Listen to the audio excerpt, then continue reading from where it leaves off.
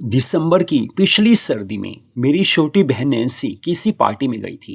रात को जब पार्टी से वो वापस आई उस समय काफ़ी ज़्यादा बारिश और तूफान आ रहा था। लेकिन मेरी छोटी बहन नैन्सी पार्टी से आकर मेरे साथ ही सो गई थी। जिद करने लगी कि भैया मुझे तुम्हारे साथ ही सोना है। उस समय वो कुछ घबराई हुई थी, कुछ उसकी आंखों में आंसू भी थे। मुझे नहीं पता था कि क्या हुआ है।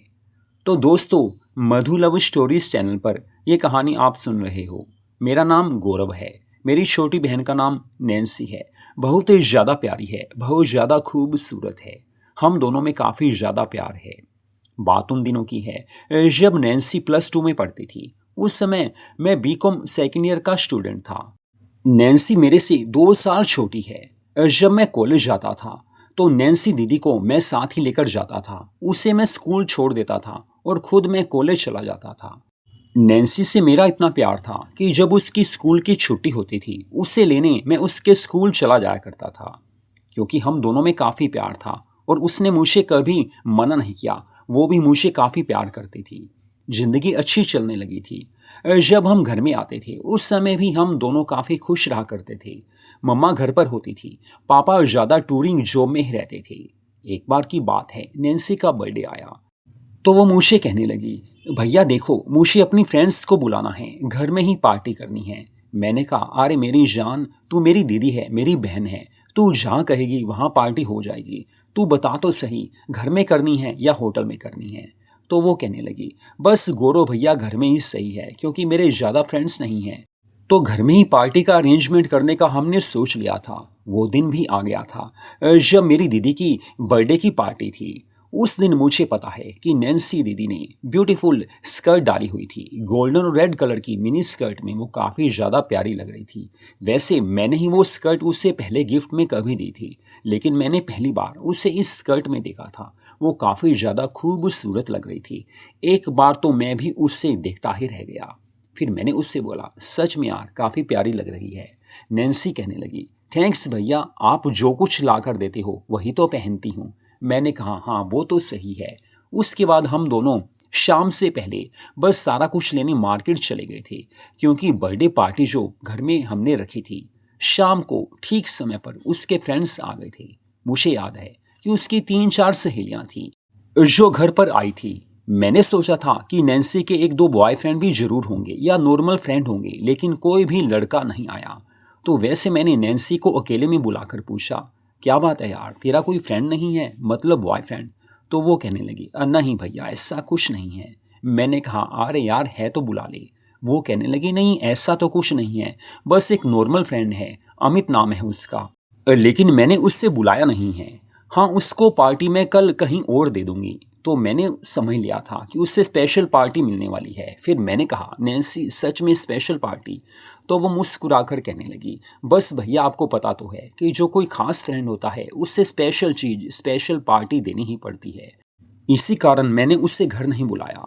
तो उसके बाद बस पार्टी शुरू हो गई थी। मैंने अपने 2 दोस्तों को बुलाया था। वैसे मम्मी पापा भी थे और आसपास के कुछ हमारे पड़ोसी थे।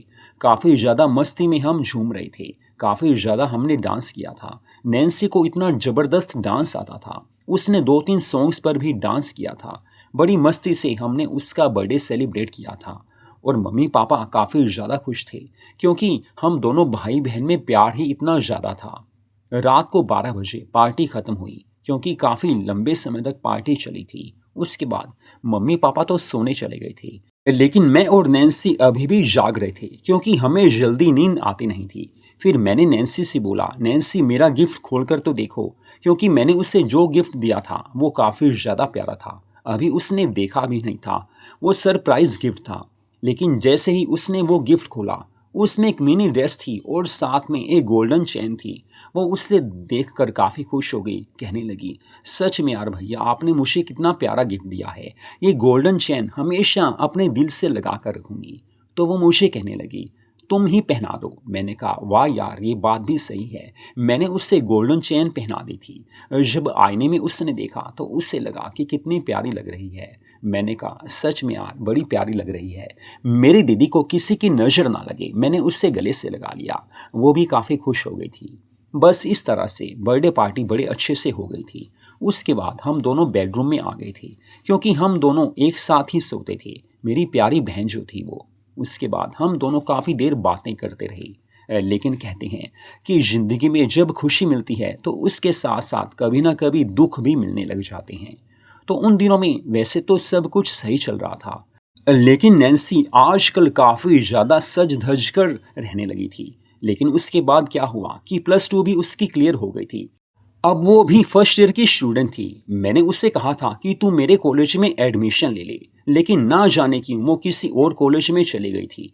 मुझे बाद में पता चला कि अमित भी वहीं गया था, जिसके प्यार में वो दीवानी थी। और मुझे समझ आ गया था कि नैन्सी क्यों हद से ज़्यादा सज धज कर जाती है। हद से ज़्यादा डार्क लिपस्टिक वो लगाती थी, जीन्स टॉप डालना, कभी मिनी स्कर्ट डालना, कभी बैकलेस ड्रेस डालना, क्योंकि अमित से उसका अफेयर चल रहा था, उससे वो प्यार करती थी। अब मुझे नहीं पता था कि अमित कैसा लड़का है, लेकिन मैंने नैन्सी को कई बार बोला था कि देख यार, तू मेरी बहन है, मुझसे प्यार भी करती है, तो तेरे फ्यूचर के लिए मैं तुझे बोल रहा हूँ कि अमित से नॉर्मल दोस्ती ठीक है, हद से ज़्यादा लगाव कभी अच्छा नहीं होता, क्योंकि तुझे अपना कैरियर देखना है। ये सारा कुछ तो बाद में भी होता रहेगा, स्टडी की ओर ध्यान दे। लेकिन वो कहने लगी, नहीं ऐसा कुछ नहीं है, बस मेरा नॉर्मल दोस्त ही है वो। लेकिन मुझे पता था कि काफ़ी ज़्यादा गहरी उनकी दोस्ती हो चुकी है। फिर भी मैंने ज़्यादा कुछ नहीं बोला, क्योंकि अपनी बहन को मैं काफ़ी प्यार करता था, जान से ज़्यादा प्यार अपनी जान को मैं करता था। एक बार की बात है, काफ़ी ज़्यादा बारिश आ रही थी, तो उस समय नैन्सी घर ये बोलकर गई थी कि थोड़ी देर में वापस आ जाऊंगी, लेकिन बारिश तेज हो गई और वो वापस नहीं आई। रात के 9 बज चुके थे। फिर मैंने उससे कॉल की, लेकिन उसका फ़ोन नहीं लगा। दोबारा फ़ोन किया, फिर भी नहीं लगा। 15 मिनट के बाद दोबारा मैंने फ़ोन किया तो फ़ोन लग गया था। मैंने कहा, नैन्सी कहाँ है, इतनी बारिश हो रही है, तू तो थोड़ी देर का बोल कर गई थी। तो वो मुझे कहने लगी, बस भैया रितु के साथ हूँ, जो मेरी फ्रेंड है उसके साथ ही हूँ, थोड़ी देर में आ जाऊँगी। मैंने सोचा चलो ठीक है आ जाएगी। बस थोड़ी बारिश रुक गई थी और मैं घर की छत पर टहलने लगा। लेकिन थोड़ी देर बाद क्या देखा कि नैन्सी एक गाड़ी से उतरी है और गाड़ी में एक लड़का था। मैं समझ चुका था कि नैन्सी के साथ ही अमित ही है, जिसे वो काफ़ी प्यार करती है। पहली बार मुझे काफ़ी बुरा लगा क्योंकि नैन्सी ने मुझे झूठ बोला था। अब उस पर मेरा विश्वास नहीं रहा था, क्योंकि हो सकता है पहले भी वो मुझे झूठ बोलती हो, लेकिन फिर भी वो मेरी प्यारी बहन थी और मुझे तो बहन से प्यार काफ़ी ज़्यादा था। लेकिन कभी ज़िंदगी में वो वक्त नहीं आया। तो उसके बाद क्या हुआ, मैंने सुबह नैन्सी से बात करनी चाहिए कि रात को तो अमित तुम्हें छोड़ने आया था, लेकिन फिर सोचा उससे बुरा ना लगे। लेकिन क्या किया जा सकता था, कभी ना कभी तो बात करनी ही थी। 3-4 दिन के बाद मैंने वैसे नैन्सी से बोला। उस समय रात के 12 बजे थे, हम दोनों रोमांटिक मूवी देख रहे थे। तो मैंने उससे बोला, तू मेरी प्यारी बहन है। वो कहने लगी, हाँ वो तो हूँ। फिर मैंने कहा, यार तू मुझे झूठ क्यों बोलती है, उस दिन तुझे छोड़ने अमित आया था तो तूने मुझे क्यों बोला कि मैं ऋतु के साथ हूँ। अरे यार इतना झूठ नहीं बोलते, मैं तेरा भाई हूँ, तुझे कभी किसी भी चीज़ के लिए मना नहीं करूँगा। तू उससे दोस्ती करना चाहती है, प्यार करती है, जो भी है मुझे बता दे, मुझे कुछ भी बुरा नहीं लगेगा। तो वो कहने लगी, बस हम दोनों काफ़ी ज़्यादा प्यार करते हैं। उस दिन उसने बुलाया था तो हम दोनों होटल में गए थे, पार्टी में गए थे, काफ़ी ज़्यादा मज़ा आया था।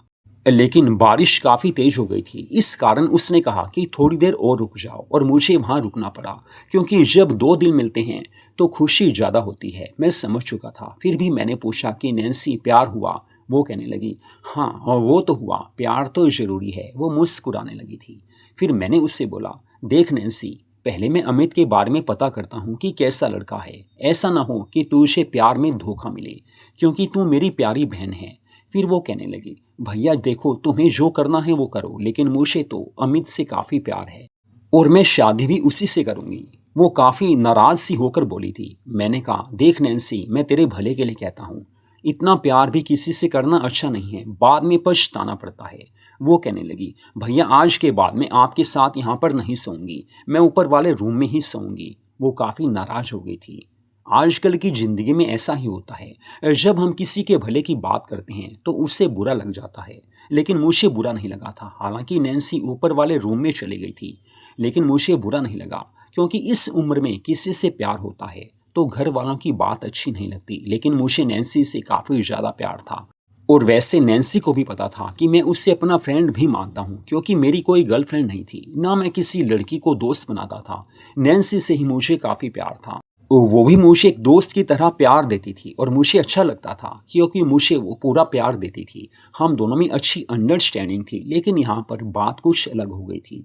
अब वैसे तो हम दोनों में बात होती थी, लेकिन नैन्सी कॉलेज अकेला जाना शुरू हो गई थी। अब मेरे साथ वो कॉलेज नहीं जाती थी। मैंने मम्मी पापा से बोलना चाहा, फिर सोचा उन्हें परेशानी होगी। लेकिन आगे जाकर क्या हुआ, नैन्सी बिल्कुल मेरे से बात करना बंद कर चुकी थी। घर में हाय हेलो होती थी। वो देर रात 10 बजे घर आती थी, सुबह जल्दी चली जाती थी। अब मम्मा पापा को इतना पता नहीं था कि वो किसी से प्यार करती है। वैसे भी नैन्सी जैसे मेरी लाडली बहन थी, मम्मा पापा की भी वो लाडली बेटी थी। वो उससे कुछ कहते भी नहीं थे। हद से ज़्यादा प्यारी ड्रेसेस वो डालने लगी थी, काफ़ी ज़्यादा मेकअप वो करके रखने लगी थी। मुझे पता था कि अमित से वो काफ़ी प्यार करती है। अमित उससे काफ़ी ज़्यादा प्यार देता होगा और करता होगा, क्योंकि तभी वो इतना बन संवर कर जाती है, सज संवर कर जाती है। लेकिन क्या किया जा सकता है। लेकिन कहते हैं कि वक्त आगे कैसा आने वाला है किसी को पता नहीं। मुझे नैन्सी की चिंता होने लगी थी, क्योंकि उसने मुझे प्यार देना बंद कर दिया था। मुझसे बात करनी भी लगभग बंद ही कर दी थी। एक घर में रहते हुए हम भाई बहन में अब ज़्यादा बात भी नहीं होती थी। वो कॉलेज से आती थी, उसके बाद थोड़ी देर वो रेस्ट करती थी और शाम को फिर से बाहर चली जाती थी, देर रात वापस आती थी।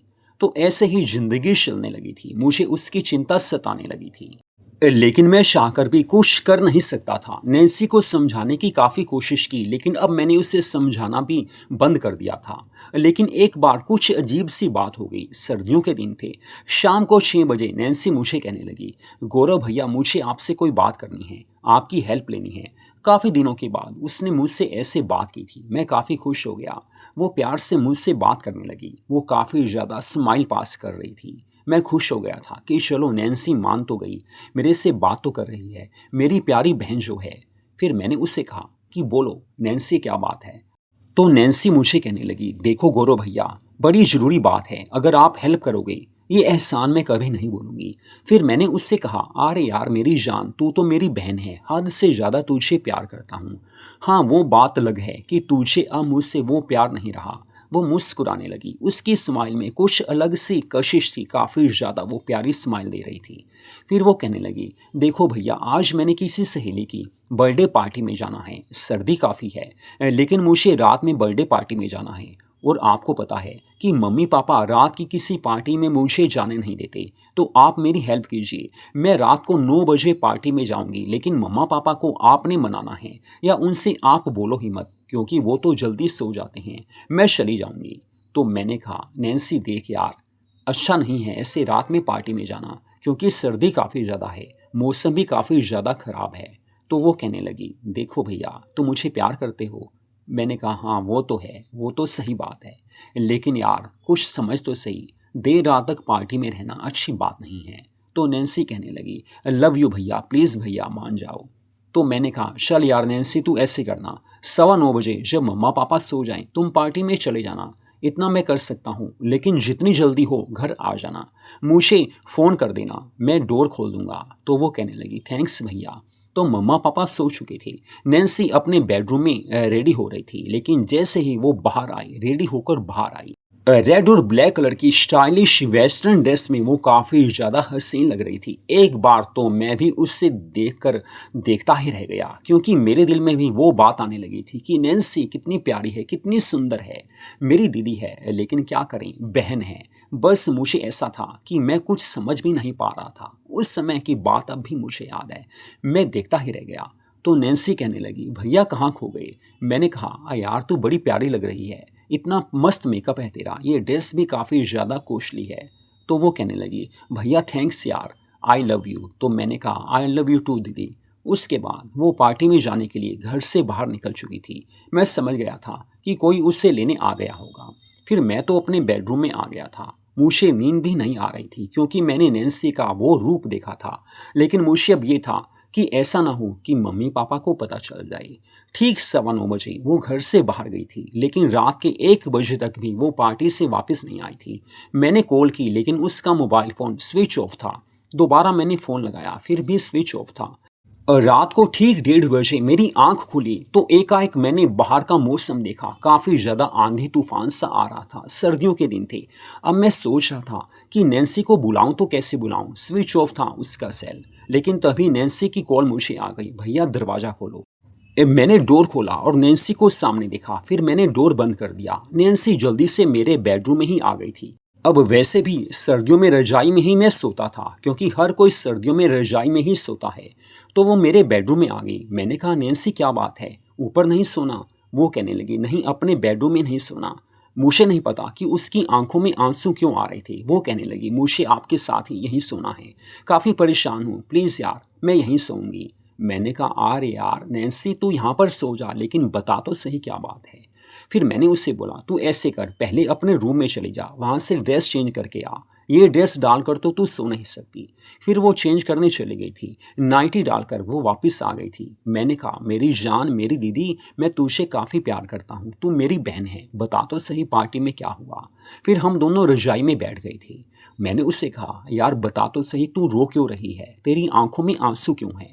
तो नैन्सी मुझे गले लगाकर कहने लगी, आपने भैया बिल्कुल सही कहा था कि अमित ने मुझे धोखा ही देना है। और वही बात हुई। आज मुझे पार्टी में जाकर पता चला कि अमित मेरी दूसरी फ्रेंड रिचा से काफ़ी ज़्यादा प्यार करता है और उसी से वो शादी करने का इरादा रखता है। उसी से शादी करेगा, क्योंकि वो काफ़ी ज़्यादा रिच है, काफ़ी ज़्यादा अमीर है।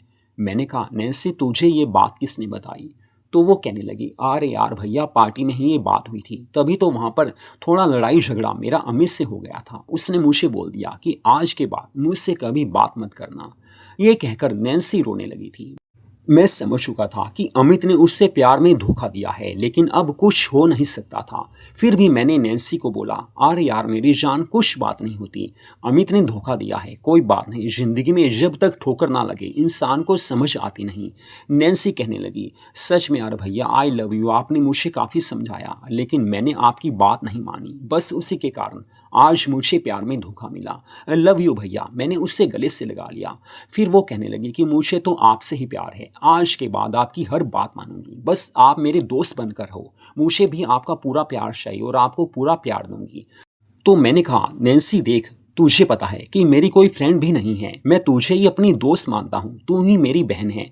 तो इससे बढ़कर मैं किसी और को प्यार नहीं कर सकता। अब तू मुझे प्यार देगी, मैं तुझे प्यार दूंगा। अंडरस्टैंडिंग अच्छी होनी चाहिए तो ज़िंदगी में हर खुशी मिलती है।